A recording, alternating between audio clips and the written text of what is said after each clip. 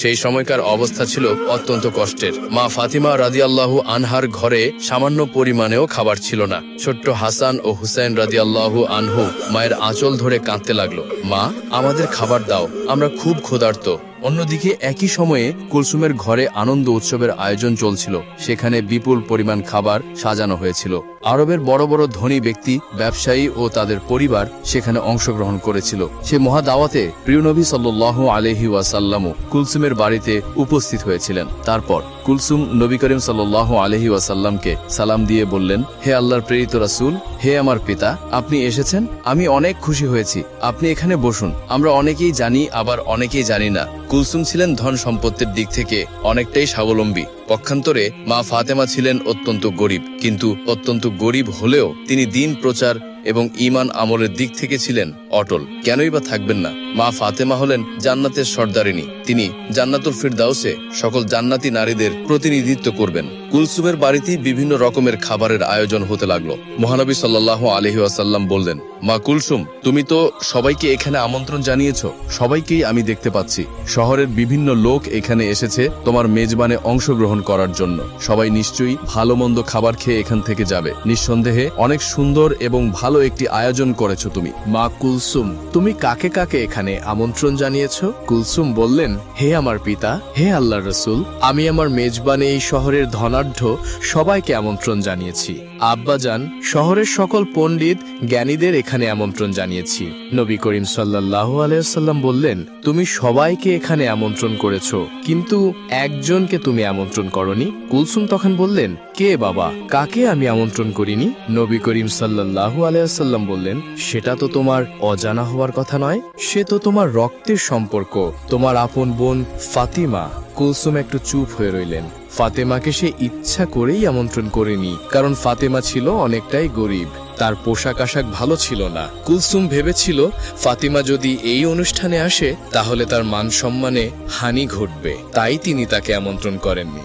এদিকে কুলসুম যখন অনেক বড় মেজবানের আয়োজন করলো, ভালো ভালো কোরমা পোলাওয়ের আয়োজন করলো, মা ফাতেমারই আপন বোন কুলসুম শহরের সবাইকে আমন্ত্রণ করে খাওয়াচ্ছেন, তখন পক্ষান্তরে একবেলা খেতেও পারছিল না মা ফাতেমা এবং তার দুই সন্তান হাসান এবং হোসেন ক্ষুধার জ্বালায় কাতরাচ্ছিল এবং তারা বলছিল, মা, আমাদের খুবই ক্ষুধা লেগেছে, আমরা আর ক্ষুধার জ্বালা সহ্য করতে পারছি না, তুমি আমাদেরকে কিছু খাবার দাও। মা ফাতেমার চোখ থেকে অজস্র ধারায় পানি ঝরছিল এবং তিনি আল্লাহর কাছে বলছিলেন, হে আল্লাহ, আমার ঘরে তো কোনো খাবার নেই, কোনো দিরহামও নেই, এই মাসুম বাচ্চার মুখে আমি কি তুলে দিব? এখন আমি না হয় ক্ষুধার জ্বালা সহ্য করতে পারছি, কিন্তু এই মাসুম বাচ্চা দুটো ক্ষুধার জ্বালা সহ্য করতে পারছে না। মা ফাতেমার কান্নায় আল্লাহর আরশ কেঁপে উঠল। হায় আল্লাহ, আপন বোনের বাসায় কোনো খাবার নেই, হাসান হোসেন একবেলা ক্ষুধার জ্বালায় কাতরাচ্ছে। তখনই মা ফাতেমার আপন বোন কুলসুমের বাড়িতে ভালো ভালো রান্না করা হচ্ছে, ভালো ভালো খাবারের আয়োজন করা হচ্ছে। মেজবানে অনেক মানুষ এসেছে, অনেক মানুষই দাওয়াত পেয়েছে, কিন্তু গরিব বলে মা ফাতেমাকেই দাওয়াত দিল না তার আপন বোন কুলসুম। নবী করিম সাল্লাল্লাহু আলাইহি ওয়াসাল্লাম কুলসুমকে বললেন, সে তোমার আপন বোন, এখানে সবাই যেহেতু এসেছে তারও আসার প্রয়োজন ছিল, তোমার তাকে আমন্ত্রণ করা উচিত ছিল। কুলসুম মহানবী সাল্লাল্লাহু আলাইহি ওয়াসাল্লামকে খাবার খেতে বসার জন্য অনুরোধ করলেন এবং সে এড়িয়ে গিয়ে অন্যদিকে চলে গেলেন। সবাই খাবার খেতে বসে গেল এবং খাবার চুলা থেকে উঠাতে লাগলো। কুলসুম সবকিছু তদারকি করতে লাগলেন। নবী করিম সাল্লাল্লাহু আলাইহি ওয়াসাল্লাম দুঃখ ভারাক্রান্ত মন নিয়ে দাঁড়িয়ে রইলেন। সে কি করে সেখান থেকে খাবার গ্রহণ করবেন? তার সব থেকে আদরের মেয়ে মা ফাতেমা সেখানে আসেনি, তার কলিজার টুকরা নাতি হাসান হোসেন ক্ষুধার জ্বালায় কাতরাচ্ছিল। হায় আল্লাহ, এই নিদারুণ অসহায়ত্ব দেখে নবী করিম সাল্লাল্লাহু আলাইহি ওয়াসাল্লামের মনে অনেকটাই কষ্ট লাগলো। তারপর মা ফাতেমার কাছে যখন হাসান হোসেন ক্ষুধার জ্বালায় চিৎকার করছিল, মা ফাতেমা কোনো উপায় না পেয়ে শুধু চুলাতে গরম পানি ফোটাতে লাগলেন এবং হাসান হোসেনকে বললেন, এই তো বাবা, একটু পরেই খাবার হয়ে যাবে, তোমরা যাও পাহাড়ের কাছে গিয়ে খেলা করো, আমি রান্না হলেই তোমাদেরকে ডাকবো।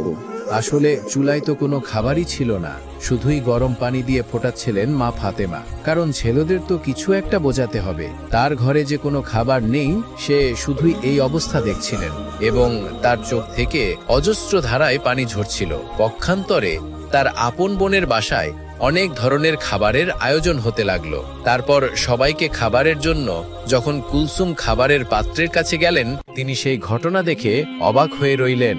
কারণ তিনি যখন খাবারের পাত্রের কাছে গিয়ে খাবারের ঢাকনা একে একে ওপরে তুললেন, তিনি দেখলেন সকল খাবারই রান্না করা ভালো ভালো খাবার, পোলাও, কোরমা, মাংস সবকিছু পাথর হয়ে গিয়েছে। তিনি বললেন, হাই আল্লাহ, এ কি করে সম্ভব? এ কি করে হলো? একটু আগেই তো সকল খাবার রান্না করা হয়েছিল। খাবার রেখে আমি আমার পিতার সাথে কথা বলছিলাম, এখন সকল খাবার কিভাবে পাথর হয়ে গেল? কার অভিশাপে এমন হলো? শহরের বিভিন্ন মানুষ এখানে এসেছে, সবাই অপেক্ষা করছে। আমি যদি এখন খাবার না দিতে পারি, আমার মান সম্মান কিছুই থাকবে না। এই কথা ভাবতে ভাবতে কুলসুম দৌড়ে মহানবী সাল্লাল্লাহু আলাইহি ওয়াসাল্লামের কাছে গেলেন। তিনি তার পিতাকে বললেন, হে আমার পিতা, আমি এখন কি করব? আমার অনেক বড় বিপদ হয়ে গেছে। এমন কেন হলো? আমি কিছুই ভেবে পাচ্ছি না। মহানবী হযরত মুহাম্মদ সাল্লাল্লাহু আলাইহি ওয়াসাল্লাম তার মেয়ে কুলসুমকে বললেন, কেন মা, কি হয়েছে? তোমাকে এত হতাশাগ্রস্ত লাগছে কেন? আমাকে খুলে বলো। কুলসুম বললেন, আমি যে খাবারের আয়োজন করেছিলাম, যে খাবার বাবুর্চিরা রান্না করেছিল, সকল খাবারই প্রায় হয়ে গিয়েছিল। আমি যখন আপনার সাথে কথা বলে সবাইকে খাবার দেওয়ার জন্য, তদারকি করার জন্য খাবারের কাছে গেলাম এবং গিয়ে খাবারের পাত্র একে একে উঠাতে লাগলাম, আমি দেখলাম সকল খাবারই কয়লায় পরিণত হয়ে গিয়েছে। এখন আমি কি খাওয়াবো? এই আমন্ত্রিত অতিথিদের আমি তাদের কি দিব? এত বড় মেজবানে শহরের ধনী ব্যক্তিরা, জ্ঞানী ব্যক্তিরা উপস্থিত হয়েছে। আমি যদি এখন তাদের সামনে খাবার দিতে না পারি, তাহলে আমার মান সম্মান কিছুই থাকবে না। আপনি আমাকে সাহায্য করুন, আমি এখন কি করতে পারি? নবী করিম সাল্লাল্লাহু আলাইহি ওয়াসাল্লাম সবকিছুই বুঝতে পারলেন। তিনি বললেন, মা কুলসুম, তুমি অনেক বড় ভুল করে ফেলেছো, যে ভুলে আল্লাহর আরশ কেঁপে গিয়েছে। আল্লাহ অনেকটাই তোমার উপর নারাজ হয়েছেন, আর তিনি এজন্যই নারাজ হয়েছেন তুমি তোমার আপন বোন ফাতেমাকে গরিব বলে এ মেজবানে আমন্ত্রণ করনি। সে দিন আনে দিন খায়, তার মাসুম বাচ্চা হাসান ও হোসেন ভালো মন্দ খাবার তো দূরের কথা, দুবেলা পেট ভরে খেতেও পারে না। অথচ আপন বোনের ছেলেদের তুমি তোমার মেজবানে আমন্ত্রণ করনি। শহরের সকল মানুষকে তুমি আমন্ত্রণ করেছো, আর সে গরিব বলে, তার পোশাক আশাক ভালো নয় বলে তুমি তাকে আমন্ত্রণ করনি। সে মনে অনেকটাই কষ্ট পেয়েছে, তার মাসুম বাচ্চারা ক্ষুধার জ্বালায় কাতরাচ্ছে। এই ঘটনা আল্লাহর আরশে পৌঁছে গিয়েছে। আল্লাহ তোমার উপর নারাজ হয়েছেন, তাই তোমার সকল খাবারই সে কয়লায় পরিণত করে দিয়েছেন। এরপর কুলসুম বললেন, হায় আল্লাহ, আমি তো এতটা ভাবিনি। হে আল্লাহর নবী, আপনি কিছু একটা করুন, এর সমাধান দিন। নবী করিম সাল্লাল্লাহু আলাইহি ওয়াসাল্লাম বললেন, এর উপায় একমাত্র মা ফাতেমার কাছেই আছে। তিনিই পারেন সকল সমস্যার সমাধান করতে। নিশ্চয়ই তার ইচ্ছায় আল্লাহ রাব্বুল আলামিন এই সমস্যার সমাধান করে দিতে পারেন। তখন কুলসুম দৌড়াতে দৌড়াতে মা ফাতেমার বাড়িতে পৌঁছে গেলেন। সেখানে গিয়ে তিনি মা ফাতেমাকে ডাক দিলেন। মা ফাতেমা বাড়ি থেকে বের হয়ে আসলেন এবং বললেন, হে আমার বোন, তোমাকে এতটা হতাশাগ্রস্ত দেখাচ্ছে কেন? এই অসময়ে আমার বাড়িতে কেন? আজ তো তোমার বাড়িতে অনেক বড় খাবারের আয়োজন, অনেক বড় মেজবানের আয়োজন করেছো তুমি। কুলসুম কান্না করে বললেন, হে আমার বোন, আমাকে তুমি ক্ষমা করে দাও। আমার মেজবানে আমি সবাইকে আমন্ত্রণ করেছি, তোমাকে আমি আমন্ত্রণ করিনি। আমি অনেক বড় ভুল করে ফেলেছি। মা ফাতেমা বললেন, না না, ঠিক আছে, আমি নিতান্তই গরিব মানুষ। শহরের ধনী মানুষেরা তোমার আমন্ত্রণে এসেছে, আমি ওখানে গেলে তোমার মান সম্মানের হানি হতে পারে, এটা আমি বুঝতে পেরেছি। তোমার উপর আমার কোনোই রাগ নেই। তখন কুলসুম বললেন, এখন এসব কথা বলার সময় নয়। তুমি আমাকে ক্ষমা করে দিও, তোমাকে আমি আমন্ত্রণ করিনি, বিদায়। মহান আল্লাহ রব্বুল আলামিন আমার উপর নারাজ হয়েছেন। আমি যখনই সবাইকে খাবার দিতে যাব, তখন দেখি আমার সকল খাবারই কয়লায় পরিণত হয়ে গিয়েছে। তুমি এখনই সেখানে চলো। আমার পিতা নবী করিম সাল্লাল্লাহু আলাইহি ওয়াসাল্লামও সেখানে রয়েছেন। হে আমার বোন, তুমি যদি ওখানে উপস্থিত না হও, তাহলে ওই সমস্যার সমাধান হবে না এবং আমি শহরের কাউকেই খাবার দিতে পারবো না। তারা সবাই উপস্থিত হয়েছে, তাদের কাউকেই খাবার দিতে না পারলে তোমার আপন বোন কুলসুমের মান সম্মান কিছুই থাকবে না। এই কথা শুনে মা ফাতেমা বললেন, ঠিক আছে, আমি তোমার কষ্টের কথা বুঝতে পেরেছি, তুমি হতাশ হয়ো না, চলো দেখি কি করা যায়। এই বলে হাসান হোসেনকে নিয়ে কুলসুমের বাড়ির দিকে রওনা করলেন। তারপর কুলসুমের বাড়িতে গিয়ে মা ফাতেমা দেখলেন নবী করিম সাল্লাল্লাহু আলাইহি ওয়াসাল্লাম মা ফাতেমার অপেক্ষায় মেজবানে উপস্থিত সকলের সামনে দাঁড়িয়ে রয়েছেন। মা ফাতেমা সেখানে গিয়ে আল্লাহর নবীকে সালাম দিয়ে বললেন, হে আমার পিতা, আমার সালাম গ্রহণ করুন। মহানবী হযরত মুহাম্মদ সাল্লাল্লাহু আলাইহি ওয়াসাল্লাম মা ফাতেমার সালামের উত্তর দিয়ে বললেন, মা ফাতেমা, তুমি এসেছো, আমি তোমারই অপেক্ষায় ছিলাম। মা ফাতেমা বললেন, হ্যাঁ বাবা, আমি এসেছি। কুলসুম আমার বাড়িতে গিয়েছিল আমাকে ডাকতে, ওই আমাকে নিয়ে আসলো। নবী করিম সাল্লাল্লাহু আলাইহি ওয়াসাল্লাম বললেন, হ্যাঁ, তোমার বোনের অনেক বড় বিপদ, সে একটি ভুল করে ফেলেছে। আমি নিজেও জানি তার এই কাজটি করা ঠিক হয়নি। মহান আল্লাহ রব্বুল আলামিন তোমার কষ্টে তিনিও ব্যথিত হয়েছেন। তোমার বোন কুলসুম একটি ভুল করে ফেলেছে। সে তোমাকে আমন্ত্রণ করেনি, সে অহংকারের বশে একটি পাপ করে ফেলেছে। আল্লাহ রব্বুল আলামিন তোমার দুঃখ কষ্ট দেখে তিনিও নারাজ হয়েছেন। আজকের এই মেজবানে শহরের গণ্যমান্য ব্যক্তিরা উপস্থিত হয়েছে। তোমার বোনের এখানে তারা আজকে দুপুরে আহার গ্রহণ করবে, কিন্তু তারা কি করে খাবে? মেজবানের জন্য যে সকল খাবার রান্না করা হয়েছিল সে সকল খাবার কয়লায় পরিণত হয়ে গিয়েছে। এই কথা শুনে মা ফাতেমা অবাক হয়ে বললেন, আমি তো আমার বোনকে কখনোই অভিশাপ দিইনি, এমনটি কেন হলো? মহানবী হযরত মুহাম্মদ সাল্লাল্লাহু আলাইহি ওয়াসাল্লাম বললেন, মা ফাতেমা, তুমি অভিশাপ দাওনি, অভিশাপের প্রয়োজন পড়েনি, কিন্তু হাসান হোসেনের ক্ষুধার যন্ত্রণা মা হিসেবে তোমার আহাজারি আল্লাহ রব্বুল আলামিনের আরশকেও কাঁপিয়ে দিয়েছে। তাই এই মেজবানে যে সকল খাবার রান্না করা হয়েছিল তার হুকুমে সকল খাবারই কয়লা হয়ে গিয়েছে। এখন তোমার বোন অনেকটাই চিন্তায় পড়ে গেছে যে এত সব আমন্ত্রিত অতিথিদের যদি সে খাবার দিতে না পারে তাহলে তার মান সম্মান কিছুই থাকবে না। মা ফাতেমা বললেন, হে আল্লাহর প্রেরিত রাসূল, হে আমার পিতা, আমার এখন কি করণীয় রয়েছে? নবী করিম সাল্লাল্লাহু আলাইহি ওয়াসাল্লাম বললেন, তুমি যদি মন থেকে কুলসুমকে ক্ষমা করো এবং আল্লাহর দরবারে দোয়া করো, হয়তোবা আল্লাহ এর সমাধান করে দিবেন। তখন মা ফাতেমা বললেন, ঠিক আছে বাবা, আমি যাচ্ছি। এই বলে যেখানে খাবার রান্না করা হচ্ছিল, যেখানে সকল খাবার কয়লা হয়ে গিয়েছিল, কুলসুমকে নিয়ে সেই জায়গায় গেলেন। আল্লাহর নাম নিয়ে বিসমিল্লাহ বলে মা ফাতেমা সকল খাবারের পাত্র কাপড় দিয়ে ঢেকে দিলেন এবং আল্লাহর দরবারে দোয়া করলেন এবং কুলসুমকে বললেন, তুমি কাপড় তোলো খাবারের ওপর থেকে। খাবারের পাত্রের ওপর থেকে যখন কাপড় সরালেন তখন দেখলেন সকল কয়লায় পরিণত হওয়া খাবার আগের অবস্থায় ফিরে এসেছে। কুলসুম আল্লাহর দরবারে শুকরিয়া আদায় করলেন, মা ফাতেমাও আল্লাহর দরবারে শুকরিয়া আদায় করলেন। কিছুদিন ধরে মা ফাতেমা অত্যন্ত অসুস্থ ছিলেন, সে বিছানা থেকে ঠিকমতো উঠতে পারছিল না। অন্যদিকে বাড়িতে 3 দিন যাবত কোনো খাবার ছিল না। খাবার না খেয়ে ও অসুস্থতার কারণে হযরত ফাতেমা রাদিয়াল্লাহু তাআলা আনহা অত্যন্ত দুর্বল হয়ে পড়লেন। শেরে খোদা হযরত আলী রাদিয়াল্লাহু তাআলা আনহুর হাতে তখন এমন কোনো অর্থ কড়িও ছিল না যার মাধ্যমে তিনি খাবার ক্রয় করে আনতে পারবেন। 3 দিন অতিবাহিত হওয়ার পর হযরত ফাতেমা রাদিয়াল্লাহু তাআলা আনহা হযরত আলী রাদিয়াল্লাহু তাআলা আনহুর হাতে একটি কাপড় দিয়ে বললেন, হে আমার প্রিয় স্বামী, আপনার হয়তো মনে আছে আব্বাজান হযরত মুহাম্মদ সাল্লাল্লাহু আলাইহি ওয়াসাল্লাম আমাদের বিয়ের সময় এই কাপড়টি আমাকে হাদিয়াত স্বরূপ দিয়েছিলেন। এটি অত্যন্ত বরকতময় একটি কাপড়। আমার মনে চাচ্ছে না যে এই কাপড়টি আমি বিক্রি করে দেই, কিন্তু তারপরেও যেহেতু আমাদের ঘরে আজ 3 দিন যাবত কোনো খাবার নেই, তাই আপনাকে এই বরকতময় কাপড়টি আমি দিচ্ছি। আপনি এটিকে বাজারে বিক্রি করে এর মূল্য দিয়ে কিছু খাবার খরিদ করে নিয়ে আসুন। হযরত আলী রাদিয়াল্লাহু তাআলা আনহু ফাতিমা রাদিয়াল্লাহু তাআলা আনহার কাছ থেকে সেই কাপড়টি নিয়ে বাজারের দিকে রওনা করলেন। তিনি কাপড়টি নিয়ে বাজারের দিকে পৌঁছালেন এবং সেটিকে বিক্রি করার জন্য অনেক ক্রেতাকে দেখালেন। কিন্তু কাপড়টি অত্যন্ত পুরনো হওয়ায় সেটি ক্রয় করার জন্য কোনো ক্রেতাই আগ্রহ দেখাচ্ছিল না। এ কারণে হযরত আলী রাদিয়াল্লাহু তাআলা আনহু একেবারেই নিরাশ হয়ে পড়লেন। তখন তিনি আল্লাহ রাব্বুল আলামিনের দরবারে ফরিয়াদ করলেন, হে আল্লাহ রাব্বুল আলামিন, এই কাপড়টি অত্যন্ত পুরাতন, তাই এটি ক্রয় করার জন্য কোনো ক্রেতাই আগ্রহ দেখাচ্ছে না। আজ 3 দিন যাবত নবীজির মেয়ে হযরত ফাতেমা রাদিয়াল্লাহু তাআলা আনহা এবং হাসান ও হোসেন না খেয়ে আছে। হে রাব্বুল আলামিন, আজকে যদি এই কাপড়টি আমি বাজারে বিক্রি না করে এর মূল্য দিয়ে বাড়িতে না নিয়ে যেতে পারি, তাহলে আজকেও তারা না খেয়ে থাকবে। আপনি এই কাপড়টি বিক্রয় করার জন্য একজন ক্রেতার ব্যবস্থা করে দিন। শেরে খোদা হযরত আলী রাদিয়াল্লাহু তাআলা আনহুর এই দোয়ার পরেই একজন ক্রেতা আগমন করলো এবং সে তাকে প্রশ্ন করলো, আলী, তুমি কি এই কাপড়টি বিক্রি করতে চাও? হযরত আলী বললেন, জনাব, আমি তো বিক্রি করার জন্যই এটিকে বাজারে নিয়ে এসেছি। তখন লোকটি বলল, কি পরিমাণ অর্থ দিলে তুমি এই কাপড়টি বিক্রি করবে?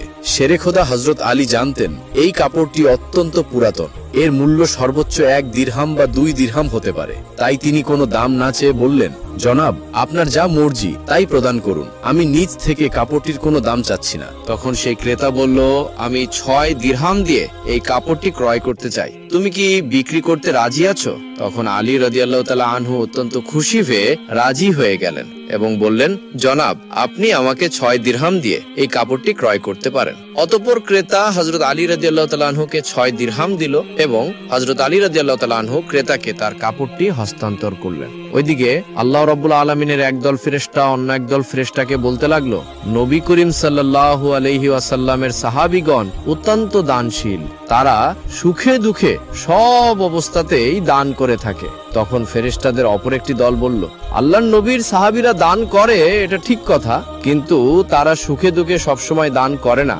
যদি তাদের হাতে কোনো কিছু থাকে তাহলেই তারা দান করে, এবং তাদের হাতে থাকা জিনিসটির প্রয়োজন যদি তাদের নিজেদেরই থাকে তখন তারা সেই জিনিসটি দান করে না। ফেরেশতাদের এই ঝগড়ার সমাধান করতে আল্লাহ রাব্বুল আলামিন তাদেরকে বললেন, হে আমার ফেরেশতারা, তোমরা পরস্পরের মাঝে ঝগড়া করিও না।